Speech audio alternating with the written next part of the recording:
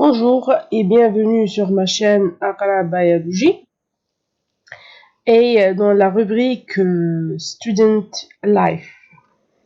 Dans cette vidéo, je vais vous aider à préparer des fiches de révision. Et les fiches de révision, ce sont des clés pour réussir les examens. Donc, welcome. Tout d'abord, on va essayer de répondre à une question très importante, une question qui se répète beaucoup. C'est comment puis-je préparer des fiches de révision? Mais avant de répondre à cette question, il faut d'abord définir c'est quoi une fiche de révision. Alors, une fiche de révision, ce n'est pas un seul modèle, il y en a plusieurs. Il n'y a pas une seule définition, il n'y a pas une seule méthode, mais c'est une association entre plusieurs méthodes et elle dépend principalement de deux paramètres, deux variables très importants. Alors, les deux paramètres, ce sont l'étudiant, chacun comment va voir son module, comment va voir le cours, et comment il va pouvoir le résumer ou bien prendre les points essentiels. Et deuxièmement, c'est le module ou le chapitre lui-même. Donc, il y a des modules qui contiennent plus de définitions, de concepts, de théories. Donc, ça, c'est une fiche de révision spéciale. Et puis, nous avons les modules avec beaucoup de mécanismes, des lois, etc. Ou des modules de description, c'est-à-dire des modules qui donnent des caractères généraux. Et ça, c'est autre chose. Il y a deux points essentiels qui sont très importants, mais à ne pas faire lors de la préparation d'une fiche de révision. Premièrement, il faut jamais réécrire le cours une deuxième fois. Non, ne pas prendre le cours et l'écrire avec d'une façon minuscule et dire voilà, j'ai le cours de 15 pages résumé en 2 pages. Non, ça c'est pas une fiche de révision. Deuxièmement, quelque chose de très important aussi, c'est que ce n'est pas une obligation d'avoir une seule fiche par chapitre. Ou, autrement dit, un seul papier, ça c'est pas logique, c'est que ça peut être deux. Moi je trouve que la plus logique c'est d'avoir deux par une dizaine de pages. Alors donc on va répondre, essayer de répondre à notre question, comment je vais la préparer. Alors pour avoir une fiche de révision idéale, on commence par la première étape, the first step, read, bien lire. Qu'est-ce que je vais lire? Je vais lire mon cours tout simplement. Là, vous pouvez utiliser quand même une petite astuce et de l'écouter. Là, lisez votre cours pour la première fois, enregistrez votre voix ou bien même la voix de votre enseignant et essayez de l'écouter à chaque fois. Ça va vous aider à c'est une méthode de révision. Donc, si vous ne savez pas encore comment préparer votre cours, allez voir ma vidéo sur comment préparer un cours. Une fois que vous avez fait cette étape, on passe directement à la deuxième étape, c'est la détermination de la structure de votre cours. Aussi, nous avons déjà fait ça dans la première vidéo. Et là, on va juste dire que la structure ici, c'est pas les points essentiels, mais c'est surtout le type de cours. Si nous avons par exemple le module des statistiques, on va trouver des définitions de lois, des applications, l'intérêt et surtout des exemples, des exercices. Pour un module comme l'histoire des sciences, on parle d'un événement qui a lieu dans une année, 2 ans, 3 ans. C'est une évolution d'une découverte et une association de plusieurs chercheurs. Si on va parler de la biochimie microbienne, là on va parler d'un mécanisme, d'un bilan énergétique, des conditions, des facteurs, des micro-organismes, de l'intérêt de ce mécanisme, etc. Donc, tout dépend le module et tout dépend le cours. Donc, une fois que vous avez déterminé quel type de cours vous avez, vous pouvez décider c'est quel type de fiche vous allez préparer. Donc, pour la réalisation, pour to do it, il faut avoir un diagramme. Le diagramme de cours, c'est que quels sont quels sont les points traités avec les mots-clés. Donc, on va donner un exemple simple, aller sur le cours de analyse microbiologique des eaux de consommation ou l'eau potable, et on va prendre la partie où nous avons cherché des indicateurs de pollution organique. Il y en a beaucoup. Moi, j'ai pris comme exemple les coliformes toutous et les coliformes fécaux. Alors, si je vais résumer cette partie, la partie de la recherche des coliformes toutous et coliformes fécaux, ça va être comme un tableau. Donc, j'ai deux paramètres, deux paramètres que je vais chercher, c'est les coliformes toutous et les coliformes fécaux. C'est quoi ces deux? Ce sont des indicateurs d'une pollution organique, font partie de la famille des Enterobacteriaceae. Alors, quelles sont les caractéristiques des coliformes toutous? Leur température de croissance est entre 35 à 37 degrés Celsius. Ce sont des bâtonnets non sporogènes, agrafe négatif, oxydase négatif, anaéro, facultatif et ils sont capables de faire monter le lactose, sont lactose positif. Alors, les coliformes fécaux, ils ont les mêmes caractéristiques, sauf que leur température optimum de croissance est à 44 degrés Celsius. Alors, la recherche des coliformes toutous se fait sur un milieu liquide. C'est le test de présomption ou bien aussi c'est test de fermentation. Et sur un milieu solide qui est la filtration sur membrane. Pour les coliformes fécaux, se fait sur un milieu liquide et on appelle ça test de confirmation de Mackenzie, et aussi sur le milieu solide, filtration sur membrane. Alors, comment pouvoir dénombrer ces bactéries?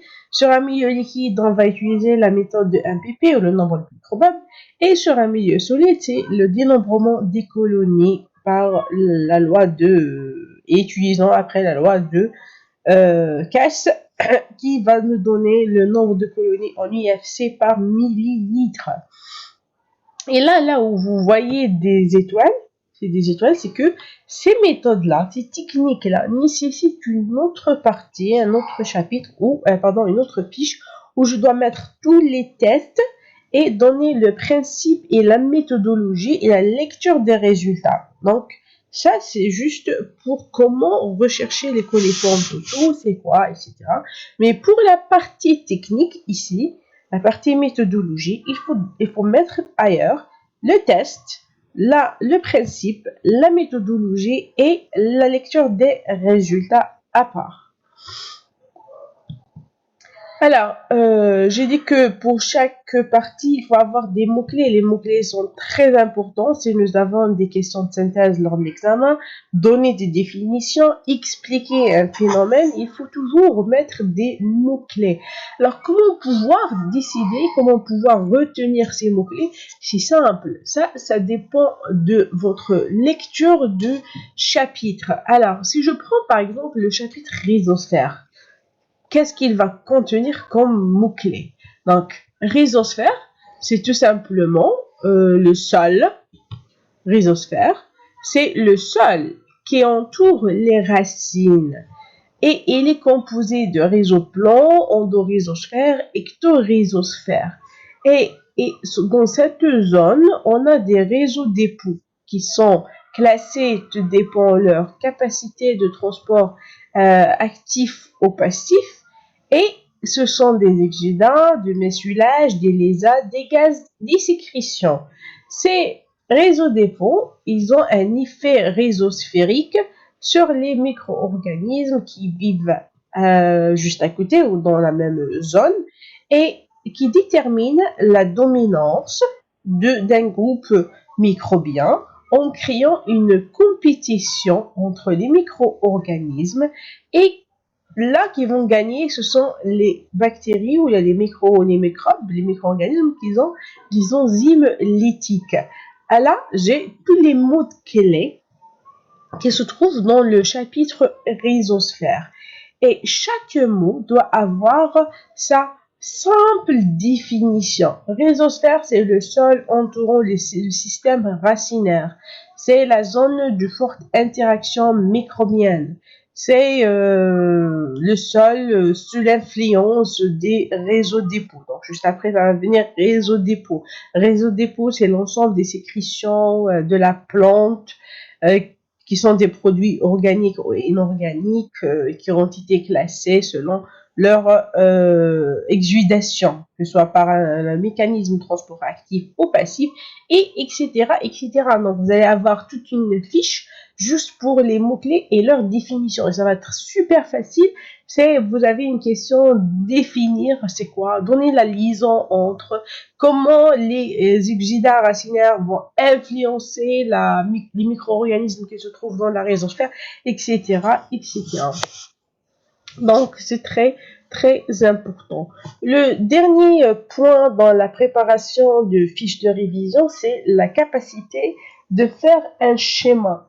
Un schéma, c'est en quelque sorte, c'est l'essentiel de votre cours. C'est la conclusion de votre cours. C'est ça, c'est l'abstract. Donc, conclusion B, mais c'est l'abstract de votre cours. Et là, vous pouvez faire aussi sous forme de tableau. Tout dépend de votre cours, en fait. Moi, je parle en cours. Je donne toujours l'exemple du chapitre rhizosphère, mais si vous allez voir d'autres chapitres, si vous allez voir par exemple le module de botanique, c'est rarement où vous pouvez faire un schéma, mais c'est faire des tableaux de comparaison entre les différents groupes végétaux. Mais là, je vais me focaliser sur la rhizosphère. Et grosso modo, la rhizosphère, c'est une interaction entre un sol, des racines et des micro-organismes. Les trois forment la rhizosphère par sa structure, sa caractéristique et son importance. Et il existe on parle d'une interaction. Donc une interaction, c'est un ensemble de réactions. Le sol, c'est l'origine de micro-organismes. C'est l'habitat, c'est là d'où viennent les micro-organismes. Et les micro-organismes qui existent dans un sol, exercent un effet sur les paramètres physiques et chimiques du sol. Le sol aussi, c'est le support des racines des plantes, c'est le milieu de culture. Et en parallèle, les racines, ou à travers les exudats racinaires, exercent aussi un effet sur les paramètres physiques, chimiques et biologiques du sol. Et par biologique, on fait référence à les micro-organismes. Alors, entre les micro-organismes et les racines, les micro-organismes vont donner là des éléments minéraux qui sont indisponibles pour les racines, ils vont les rendre disponibles par les différents mécanismes. Et les racines vont assurer la nutrition, plutôt l'apport nutritif et l'habitat pour les micro-organismes. Donc, c'est une zone, la rhizosphère, c'est une zone à forte interaction entre sol, racines et micro-organismes. Et cela qui fait la particularité de la rhizosphère. Donc voilà ce que nous pouvons avoir comme fiche technique à la fin. Et la fiche technique, c'est plusieurs modèles. C'est très bien d'utiliser des couleurs et de faire des schémas et de bien dessiner. Il faut que votre fiche soit aussi belle, hein. Donc n'hésitez pas à utiliser des couleurs et à la fin, attachez vos fiches à votre cours, comme ça, vous pouvez faire quand même une lecture des deux de temps en temps pour mieux apprendre, pour mieux retenir l'essentiel de votre cours. Donc voilà, j'espère que c'était facile, rapide, simple et clair. Si vous avez des questions, n'hésitez pas à les laisser dans les commentaires, je vais vous répondre sûrement. Si vous n'êtes pas encore abonné, donc abonnez-vous sur ma chaîne et à la prochaine. Bye bye.